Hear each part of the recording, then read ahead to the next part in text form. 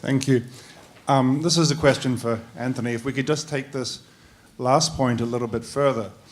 You drew a contrast between the universal propositions that every society insists on, the ones to which we are committed as universal propositions, not just as part of our local customs, and the local ways of doing things, which in the fullness of time, members of immigrant communities will contribute to the discussion, evolution, and development of.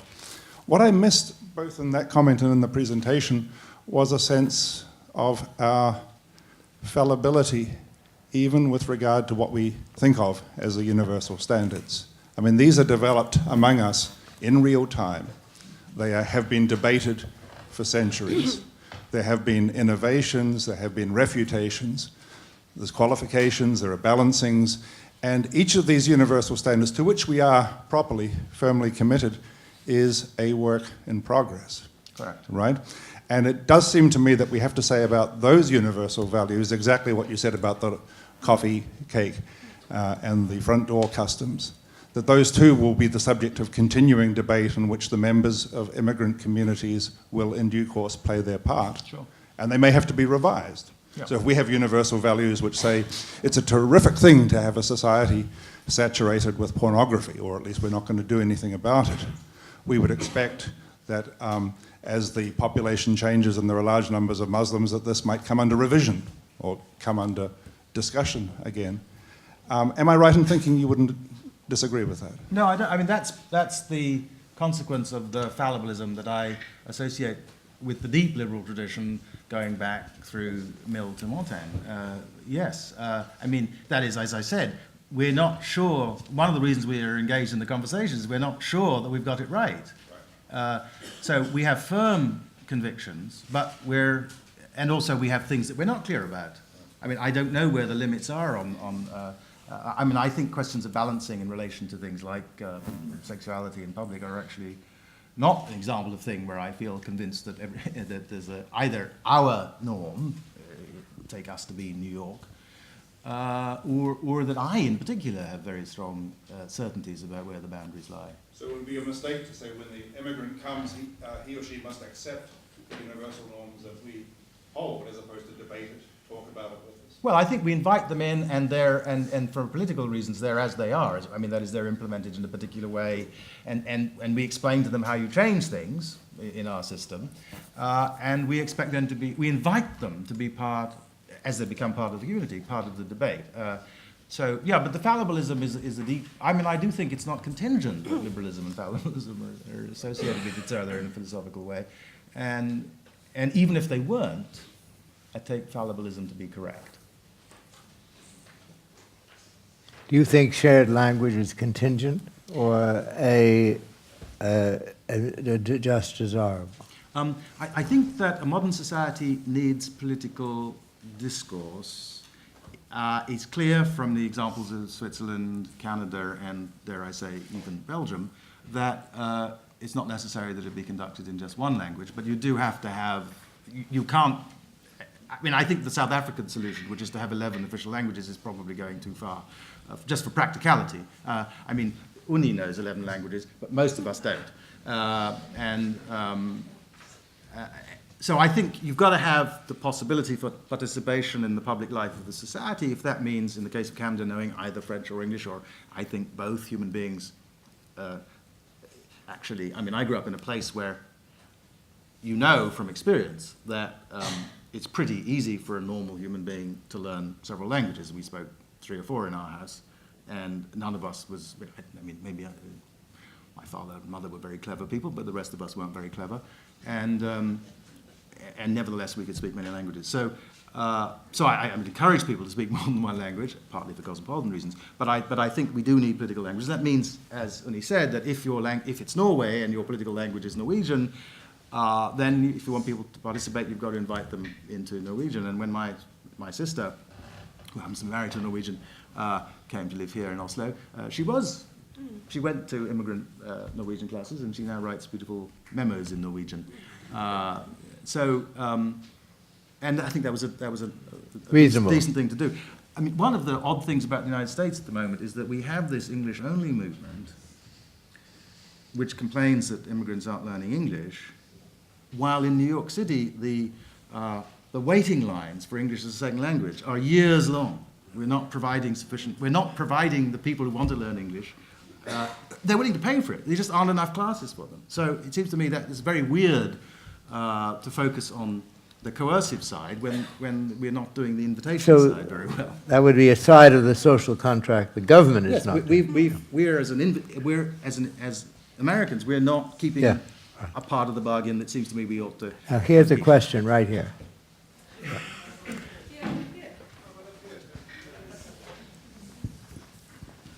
Yeah, thank you. I find this highly interesting, but I wonder, I mean, what you're implying when you're saying that newcomers should be invited into the discussion. What's the difference between that and just regular democracy?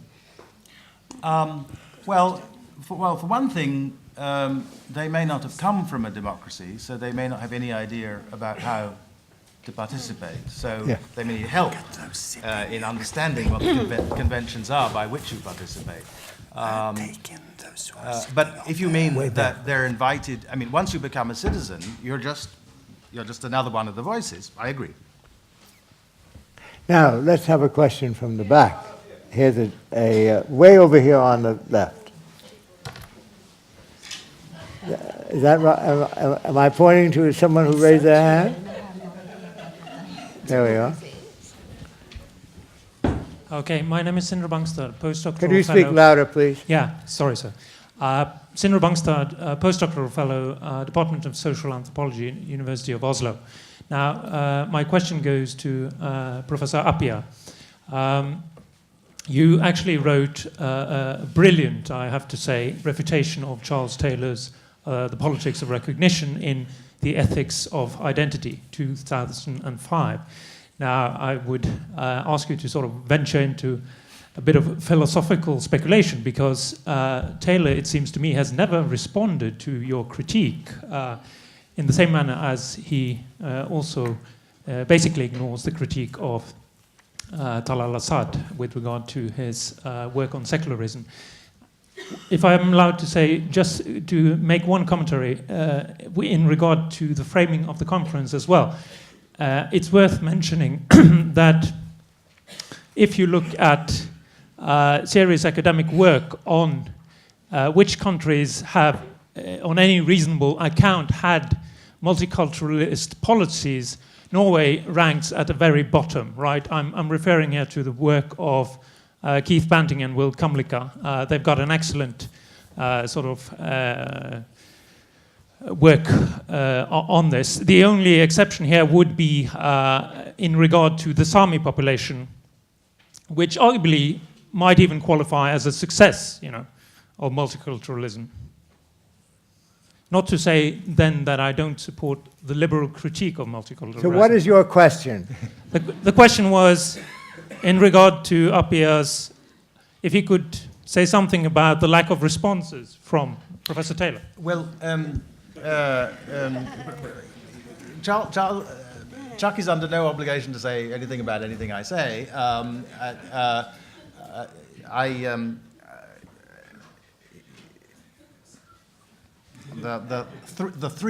The third conference back from this one that I went to was a celebration of his 80th birthday party where we had many fine conversations. So I think I have a good sense of where we stand in relation to one another, but which you can infer just by reading his work and mine. I don't know that he owes me anything beyond the clear statement of his positions that he's already articulated. I don't know enough about the Norwegian case to say anything about the last things you said about whether the Sami policies count as a success of multiculturalism, but Kumlicka has taught us to distinguish between the sort of two different kinds of cases, right? The sort of migrant-immigrant case and the case of what we now tend to call first peoples, the sort of people who've been there, as it were, all along, and to think of those as slightly different, and to think of and so in that case, the sort of response to the Sami is a bit more like a sort of response to first peoples, a bit more like the Canadian response to their native populations, which I think Kumlicka and Taylor both endorse. I think it is different from the situation of immigrant minorities. Another question from the back. There's a young woman right here. Your hand.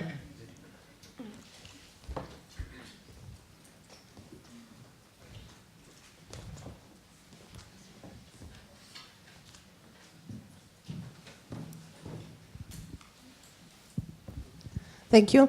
My name is Audra Sipavicin, and I am representing European Migration Network Lithuanian branch and work for International Organization for Migration. Therefore, my maybe question will be a little bit different, more maybe from practical side. You mentioned that the world, as you see it in multiculturalism, is the society of decent communities. And my question would be, if those decent communities, the decency has different meanings and they might be contradictory. And therefore, coming to the first presentation, when you are enclaved, it's okay. One decent community lives in another decent community, but when you want to move from one another, then those decencies comes into conflict, and then some chain is missing in your concept, at least to my understanding. And I think that language is not the only one. They could have spoken perfect Swedish. They would be, their attitude would be the same. And again, this community extends to Turkey. So something in this coexistence is missing. So what would be your offer or strategy how to combine those contradictory decencies? Was that addressed to Professor Wikan or to me? To me. Oh, well, I mean, it's sort of, I mean, the right way I think to think about this is to do what I did before, which is to distinguish between the universal elements of decency and the fact that there are different ways of working out what it is to be a decent community in the world, and that's why there isn't only one way of organizing social life, and that's why we're in favor of different experiments going on in different places in a sort of million way. Your point is that if you're doing that, then when people move from one of these to another, there's a question about how they sort of handle the transition, and I'm a boring liberal. I think that people have rights of exit from these forms of community, and if you're speaking about a national state, one of its obligations is to allow people who wish to exit from various subgroups, including, you know, as it were, normal Norwegian villages in Norway, is that they should be allowed to do so, and that the state should make it possible for them to escape. And the problem for the Fadime was that the Swedish state didn't protect her, successfully protect her freedom of exit. Now, how about a question from the middle? The middle. There's one right over there.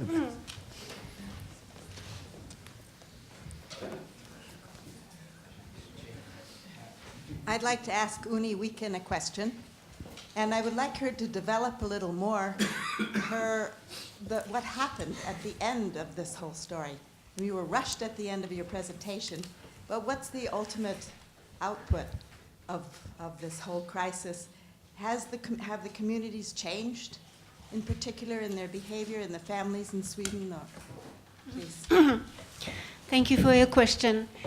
Yes, what happened at the end? What was the changes that took place? In Sweden, there were a lot of there were measures, policies were instituted to try to prevent so-called honor-based violence, to try to protect the individual human rights of people. There were a lot of action was set in motion that I won't have time to go into here, but also at the international level.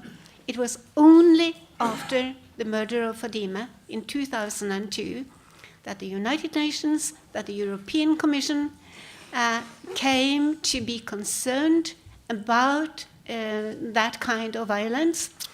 And there were a lot of human, rights activism was at emotion.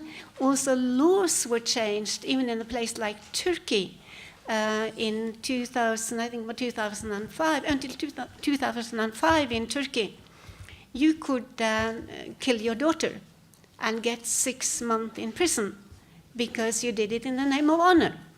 After Fadima, the European Commission demanded of Turkey that if they were to consider trying to become a member, they would need to change that law. And they did. Laws were changed in Iraqi Kurdistan. In Pakistan recently, a new law is being approved that makes it a criminal act to kill your daughter, which it was not before, and so on. So there's been a lot of, there's been so many changes, so much positive work going on. And as regards Fadima's own community, among the Shahindals in Sweden, I know several of the girls, they have been given the freedom to choose. Fadima's 2 youngest sisters, who were there when she was murdered, I keep in contact with both, and they have been given the choice to decide over their lives. So there we have a degree of closure of our story and of our session, and I want to thank both of our panelists and everybody for coming.